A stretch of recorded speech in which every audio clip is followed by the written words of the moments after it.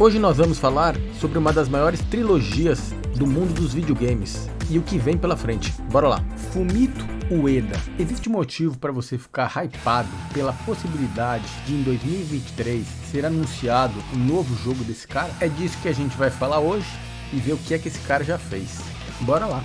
Shadow of the Colossus. Eu não sei você, mas eu acho que esse nome, Shadow of Colossus, é o melhor nome de game que eu já vi na minha vida. Ele é muito forte. O que é Colossus? Colosso lembra algo que é colossal. E o que é colossal? É tudo que é monstruosamente grande. Lula colossal é um molusco, uma lula gigantesca que vive na natureza, é um dos animais mais perigosos do mar, ataca pessoas. Na verdade, eu acho que ela ataca tudo. Vive lá nas profundezas e chega a ultrapassar 15 metros. Isso é o que é colossal. Shadow é sombra, então a sombra do colosso. Além de demonstrar grandeza, ainda passa uma impressão de mistério, porque a gente fica pensando, a sombra do colosso. O que é sombra do colosso? Como funciona isso? Se você até hoje ainda não jogou Shadow of Colossus, você tem duas opções. Ou desiste de assistir esse vídeo, porque provavelmente eu vou dar vários spoilers, ou assiste esse vídeo até o final, porque aí você vai ficar animadão para começar a jogar Shadow of Colossus, coisa que o senhor já deveria ter feito. O Shadow of Colossus foi criado pela Team Ico. Este é um estúdio japonês de desenvolvimento de jogos e publicado pela Sony Computer Entertainment, que é quem produz o PlayStation. Em 2 de outubro de 2005, A Sombra do Colosso foi lançado pela Sony para o PlayStation 2. Isso no Japão. Em 2005, seria lançado na Minha América e na Europa e Austrália em 17 de fevereiro de 2006. Mais tarde, esse jogo seria lançado para PlayStation 3, PlayStation 4, PlayStation 5 e também para o console portátil PS Vita. Tendo sido dirigido por Fumito Ueda, este jogo é o segundo lançado de 3 jogos. Aí você pode me perguntar, tá bom, por que você está falando de Shadow of Colossus se é uma trilogia de 3 jogos e este vídeo não é exclusivamente para falar de Shadow of Colossus? O certo não seria começar pelo primeiro game lançado da trilogia? Verdade, mas eu resolvi começar pelo Colossus porque para o andamento do vídeo eu acho que ele facilitaria o meu roteiro. Então vamos lá. O personagem principal se chama Vander. O jogo se inicia com Vander chegando em uma terra proibida, onde a função dele, a intenção dele é conseguir salvar uma menina chamada Mono. Essa menina teria sido sacrificada porque acreditava-se que ela guardava um destino amaldiçoado, alguma coisa desse tipo. Vander então chega em um castelo de proporções épicas, um pé direito avantajado, onde encontra com Doemin, que é uma voz aparentemente de uma entidade, de um deus,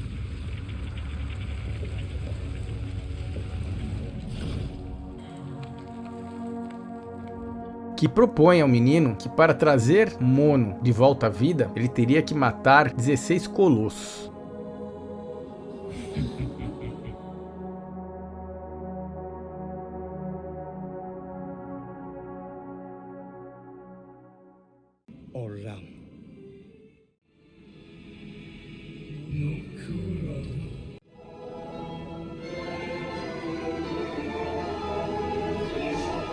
O que seriam esses colossos? Os colossos seriam criaturas que vivem nessa terra proibida, espalhados entre as montanhas, floresta, por todos os lados, e que, apesar de serem criaturas, na maior parte, colossais, muito grandes, elas precisam ser encontradas uma a uma, pois não vivem juntas, e assim abatidas.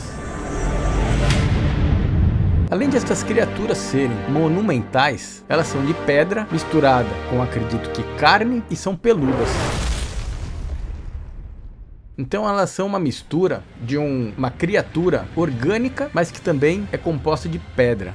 Essa combinação faz com que os colossos tenham um aspecto assustador. Eles realmente intimidam o jogador. Quando chega na Terra Proibida, Vander está com a sua égua, de nome Agro. Poderíamos dizer que definitivamente Agro é a sua fiel escudeira, pois aparenta que ambos têm muita intimidade e o tempo todo ela o acompanha para realizar suas missões, que seriam matar os colossos. Toda a exploração do mapa onde o jogo acontece é feita na maior parte do tempo cavalgando-se com esta égua, que faz com que o tempo para que se chegue até os colossos seja diminuído. Em algumas fases, em algumas partes do jogo, Vander vai a pé. Porém, com o simples comando do seu dono, faz com que a água chegue até ele. ela sempre está por perto. Alguns colossos, para serem abatidos, precisam que Vander se aproxime com sua égua. Existem colossos que devem ser abatidos no modo mano a mano, Colossus versus Vander. O mapa onde tudo acontece é bem extenso. Para encontrar os colossos, o garoto conta com a sua espada, que quando levantada faz um reflexo no horizonte, criando um sinal que o auxilia no seu deslocamento para encontrar as criaturas. Cada colosso possui formato diferente, tamanho diferente, e os objetivos que devem ser cumpridos para que eles sejam abatidos diferem de colosso para colosso. Basicamente, ao encontrá-los, o jogador precisa descobrir qual a forma ideal para matar aquele específico colosso.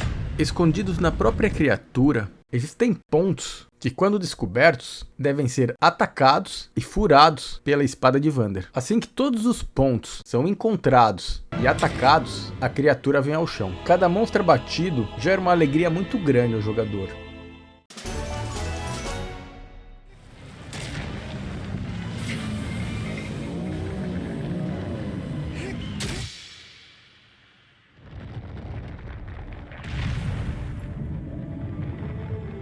Mas ao mesmo tempo um grande remorso. Alegria pelo fato da dificuldade e do trabalho de se escalar cada um dos colossos e encontrar os pontos certos de abate. E o remorso pelo fato de, sinceramente, os colossos aparentarem não serem criaturas agressivas. Apesar do tamanho, eles são até lentos. E diferente de muitas criaturas presentes em outros jogos, eles não saem por aí procurando uma vítima, tentando rasgar, destruir, comer alguém que esteja por aí solto no mapa. Eles estão lá no canto deles, no ambiente deles e apenas lá. É Vander que chega para arrumar uma confusão. Para escalar os colossos, Vander deve encontrar os pontos certos para se deslocar nas criaturas até os pontos de abate. O que seriam os pontos certos? Você pode escalar utilizando os pelos das criaturas, e por elas serem também de pedra, algumas partes devem ser escaladas como se fosse escalar uma montanha ou algo do tipo. Cabe ao jogador identificar essas transições, os momentos em que ele deve deixar o pelo, ir para a pedra, voltar para o pelo, mudar de caminho e assim vai. A dificuldade de cada colosso também varia. Praticamente, à medida que o jogador vai evoluindo e passando para o próximo colosso, a dificuldade vai aumentando. Mas nem sempre o próximo colosso vai ser mais difícil do que o anterior. Muitas vezes a gente acaba perdendo muito tempo num determinado colosso que nem é tão difícil de ser abatido, mas cada colosso é um quebra-cabeça, e se o jogador não perceber rapidamente o que deve ser feito para bater aquela criatura, ele vai perder muito tempo para atingir o seu objetivo. Cada vez que um colosso é abatido, assim que ele desmonta no chão, Vander apaga. Após isso, ele sempre vai acordar no santuário, que é onde mora a entidade que deu as missões a Vander, e após cada abate, essa própria entidade passa para ele a nova missão, que deve ser cumprida. O cenário do jogo, ele é basicamente aquele cenário de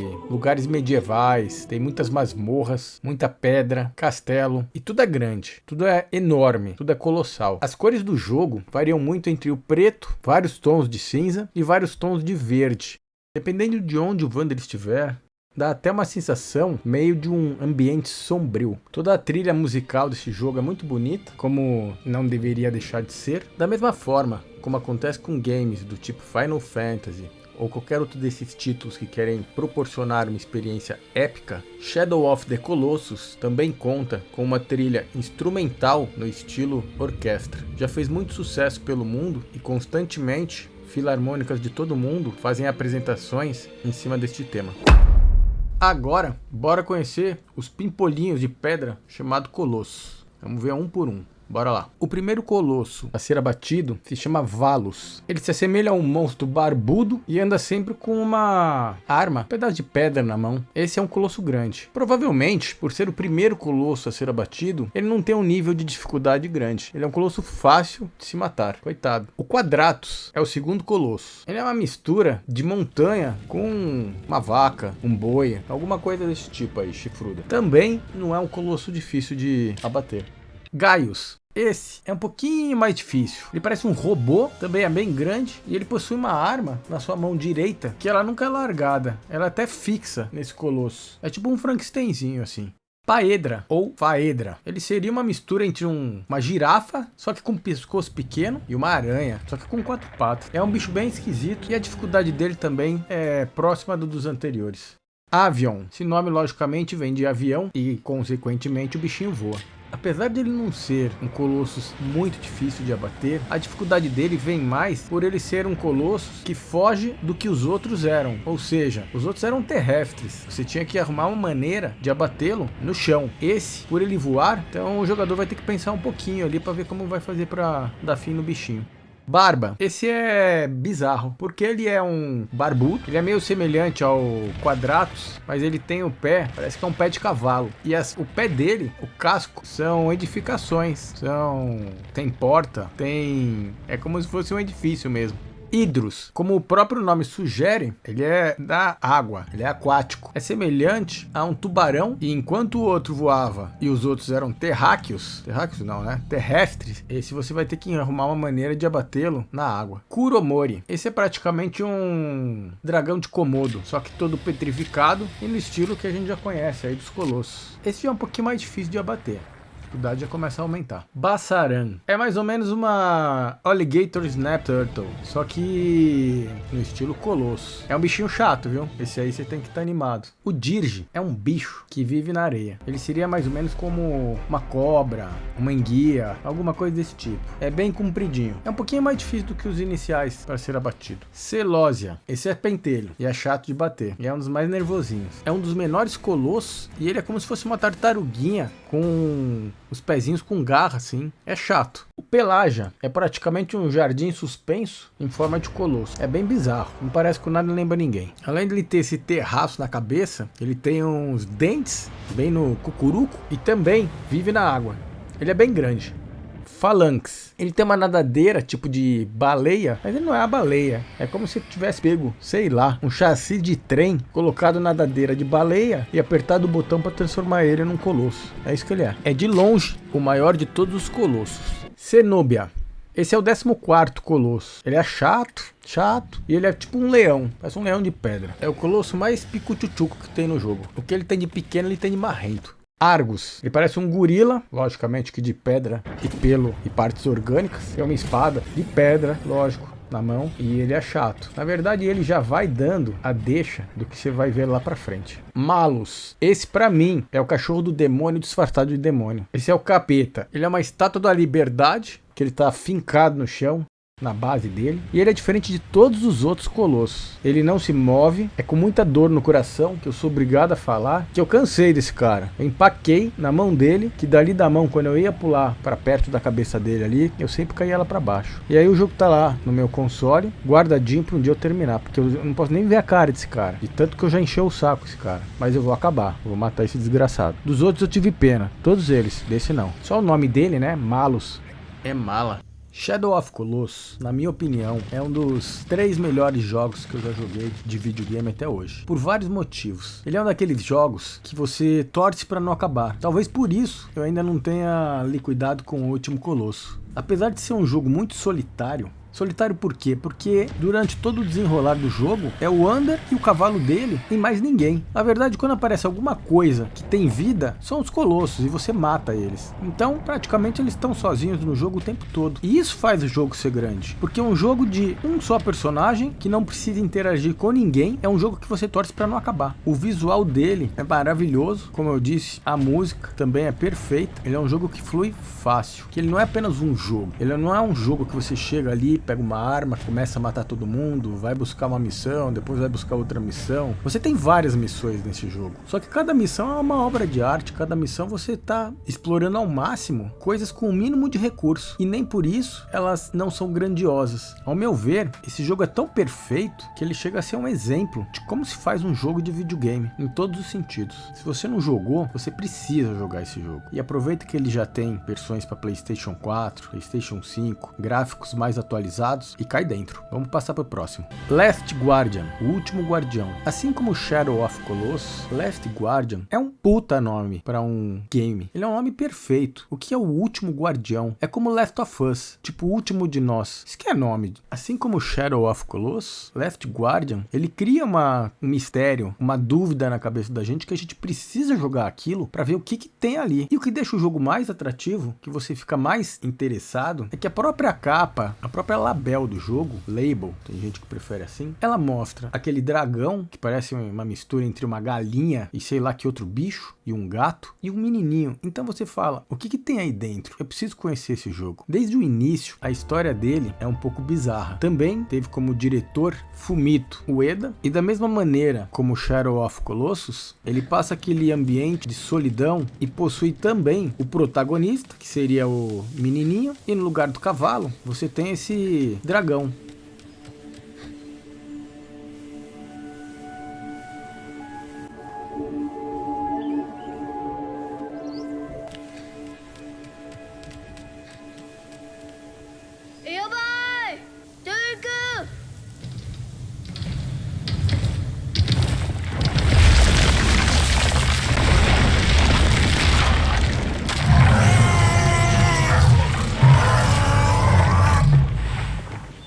Então é o seu mascote, da mesma forma como acontecia com o Shadow of Colossus. Tem mais alguém para conversar? Não, não tem. É você e o mascote. Originalmente, esse game foi desenvolvido para o PlayStation 3. Porém, ele sofreu muitos problemas durante a fase de desenvolvimento e muitos atrasos. Isso fez com que a geração de console do PlayStation 3 viesse a ser encerrada, chegasse ao fim, e o console do PlayStation 4 já entrasse no mercado.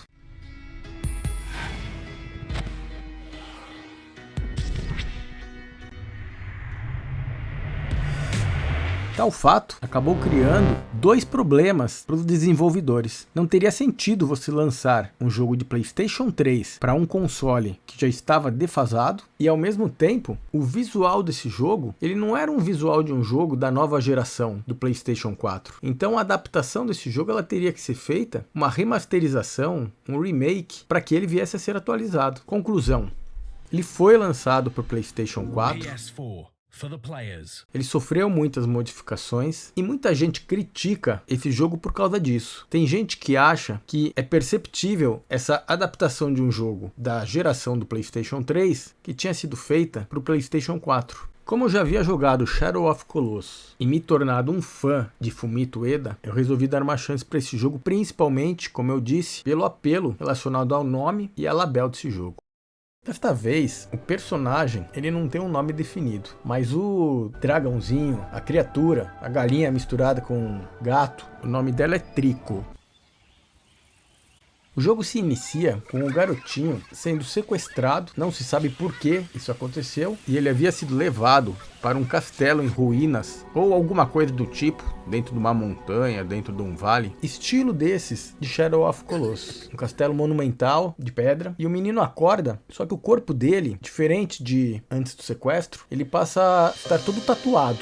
Ao acordar, ele encontra o Trico, que estava acorrentado, machucado, enfraquecido e com fome. O garoto então resolve alimentá-lo, inclusive o Trico se alimenta de barris. Isso mesmo, barril de madeira. Com essa ajuda que o garoto dá ao dragãozinho, ele acaba se tornando amigo do garoto e os dois começam uma aventura por várias masmorras, ruínas muito antigas, na tentativa do quê? De sair daquele lugar onde eles estavam. Para isso, o que é que vai acontecer? Eles vão passar por vários obstáculos, vão precisar resolver um quebra-cabeças e basicamente o jogo roda em cima disso. Situações que você precisa descobrir como sair de lá, como avançar, e junto com isso, o garoto conta com a ajuda do dragão. A interação que acontece entre o garoto e o Trico é semelhante ao Shadow of Colossus, onde o Wander consegue se comunicar com seu cavalo. Porém, no Last Guardian, a comunicação é muito mais avançada. Com o tempo, os jogadores e o dragãozinho começam a aprender quais são os inputs, quais são os comandos que fazem com que o dragão saiba qual ação ele deve tomar para ajudar o garoto a sair de determinada situação.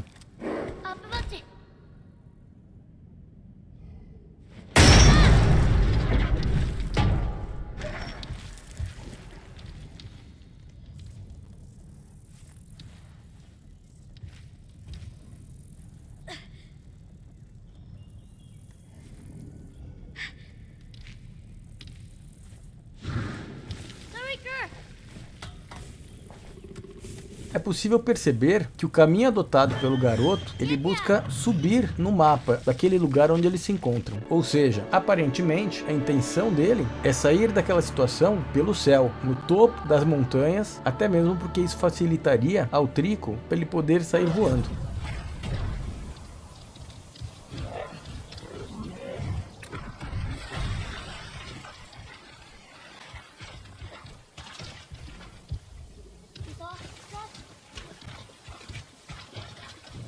Uma vez que ele é um bicho muito grande e ele é até meio desengonçado para andar nos túneis e cavernas que às vezes eles são obrigados a frequentar. Lógico que a vida não é fácil, existem obstáculos e muitas vezes vários guerreiros misteriosos tentam impedir com que o garoto e o Trico tenham sucesso na missão. Outro enigma do jogo são vários vitrais que são espalhados por todo o caminho por onde eles passam, que fazem com que o Trico tenha receio em avançar. Alguma coisa faz com que ele tenha medo daqueles vitrais. Então, para continuar, o garoto precisa descobrir maneiras de quebrar os vitrais a fim de liberar espaço para que o dragãozinho possa dar sequência no jogo. Apesar de este jogo ter recebido crítica da comunidade gamer, ao meu ver, ela chega a ser um pouco ingrata. Ele segue a mesma linha de Shadow of Colossus, ele tem aquele mesmo apelo no estilo zen, que mexe com o sentimento e consegue ser tão imersivo quanto Colossus. Para todos aqueles que se sentiram incomodados pelo fato de ser um jogo criado para o PlayStation 3 e lançado no PlayStation 4, realmente a parte gráfica, a fluidez do jogo, ela demonstra esse problema, mas é muito sutil, é quase que imperceptível. O Trico age de uma maneira tão natural que ele chega a parecer que é um bicho de verdade. Ele tem reações muito complexas, as feições, a maneira dele agir, dele tratar o garotinho, é tudo muito perfeito. Diferente do Colossus, que eu parei no finalzinho, esse aí eu completei. Cheguei até o final e achei ele muito bom. E olha que não é o tipo de jogo que eu gosto, esse de muito quebração de cabeça, pra ficar resolvendo os puzzles, os quebra-cabeças. Isso é uma coisa que meio que me irrita. Mas mesmo assim, talvez pelo Trico, eu fui até o final. Além dos vitrais e desses guerreiros misteriosos que aparecem a todo momento para dificultar a andança do jogo, existem outros dragões da espécie do Trico que aparecem e fazem de tudo para matar o Trico e de quebra levar o garotinho junto. E eles misteriosamente possuem um capacete que faz com que eles fiquem mais nervosos. Então é isso. Basicamente o jogo se desenvolve em torno dessa amizade entre o garotinho e o Trico. Se você não jogou, tem que jogar. Demorou. O jogo é legal.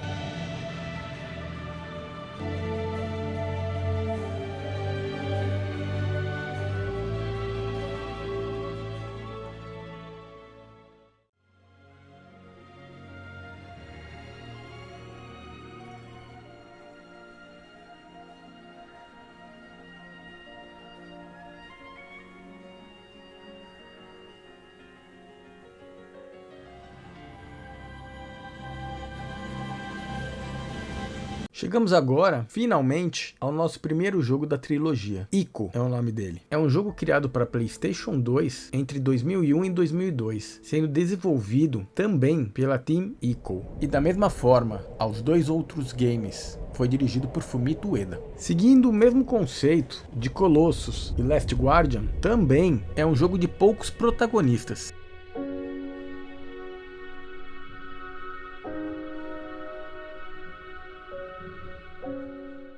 Nesse jogo, o Ico é um menininho que nasceu com chifres. Pelo fato dele ter esses chifres, ele foi considerado como um mau presságio pela sua aldeia. Devido aos chifres, ele foi aprisionado em uma fortaleza abandonada, que é onde se passa todo o jogo. Durante o andamento do jogo, ele acaba encontrando a filha da rainha do castelo, chamada Iorda.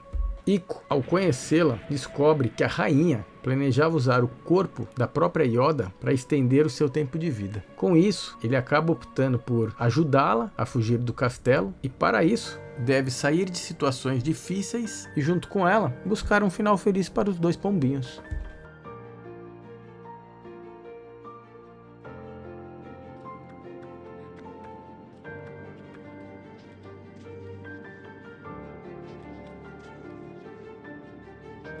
Logicamente, passarão por muitas dificuldades, inclusive para tentar impedir com que eles obtenham sucesso nesta aventura, a rainha vai mandar muitas criaturas sombras, que são criaturas em formato gasoso, escuro que farão de tudo para impedi-los.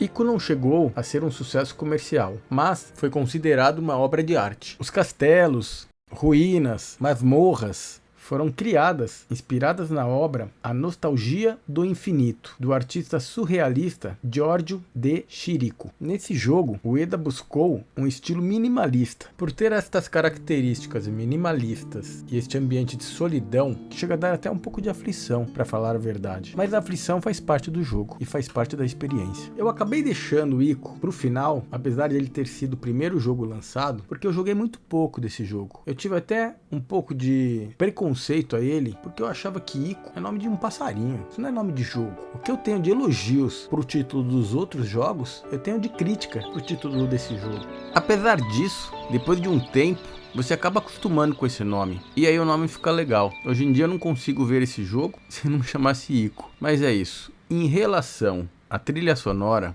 eu escutei todas as faixas desse game. You Were There. Essa simplesmente é a música do jogo. Se você nunca jogou ou nunca escutou a trilha sonora desse jogo, entra no YouTube e escuta essa música. Ela é muito boa. Ela é aquela música que faz a diferença no jogo inteiro. As outras músicas, todas são legais, só que as outras músicas são mais minimalistas e elas fazem parte do contexto do jogo. Agora, You Were There é uma música que você pode escutar ela sem o jogo, que ela é muito boa. Lógico, não tô falando para você pegar e fazer academia escutando essa música, apesar de que eu faria na boa. Ela não é aquela música agitada que você pode botar aí do Alok, Armin van Buuren, ou sei lá qual DJ que você quer colocar, mas é a música do jogo. Eu só não coloquei aqui no vídeo porque eu não sei se não ia dar problema de direitos autorais, mas é muito boa. Por ser o primeiro dos jogos da trilogia e ter sido lançado no início dos anos 2000, o sistema de câmera dele não é tão evoluída como a de Shadow of Colossus e Last Guardian. Isso faz com que o interessado em jogar agora um jogo basicamente estilo PlayStation 2, raiz, precise fazer um pouco de esforço mental. Mas levando isso em consideração que se trata de um jogo de Fumito Ueda, vale a pena. Agora que você já conhece os 3 jogos da trilogia, vamos ao que está para acontecer provavelmente em 2023. Tá lembrado do Team Ico, que é o estúdio que foi citado no começo do vídeo? Este era o estúdio da qual a Sony fazia parte, e foi este estúdio o responsável justamente pelo lançamento de Ico, Shadow of Colossus e The Last Guardian. Em 2011, a Sony encerrou as atividades desse estúdio. Nessa época, quando se deu o encerramento, o The Last Guardian ainda não havia sido concluído. Como Last Guardian foi lançado em 2016, ele acabou sendo transferido para a Gen Design, que foi responsável pelo seu desenvolvimento até o final. Fumito Ueda migrou para esse novo estúdio e no final do ano passado, em 2022, em uma entrevista para a revista japonesa de nome Famitsu, declarou que as expectativas seriam de no ano de 2023 anunciar um novo projeto, um novo game. Apesar de não ter sido dada mais explicações sobre este projeto, tem circulado pela internet o que poderia ser o 4º jogo de Ueda. A própria Gen Design teria tweetado uma imagem em que aparecem 4 cenas de jogos. A primeira seria de Ico, a segunda Shadow of Colossus, a terceira The Last Guardian e a quarta seria uma figura misteriosa que aparentemente é relacionada ao jogo que está por vir. Pode ser visto partes de uma nave espacial ou algo do gênero envolvendo tecnologia e um pimpolho do lado com cara de astronauta. Outra foto que tem circulado pela internet é uma foto tirada aparentemente no escuro, como se fosse um ambiente sem luz, onde uma menina está sentada ou deitada num pedestal, recebendo um faixa de luz, e logo do lado aparece uma criatura ou a mão de alguma criatura, alguma coisa desse tipo aí. É mais uma foto para fazer o pessoal usar a criatividade e tentar descobrir o que pode ser. Mas é isso, o negócio é esperar e torcer para que tenha algum jogo novo vindo aí. Esse vídeo deu trabalho. Se você gostou do vídeo, por favor, dê like. Se não gostou, não dê. E aquele abraço. Fui.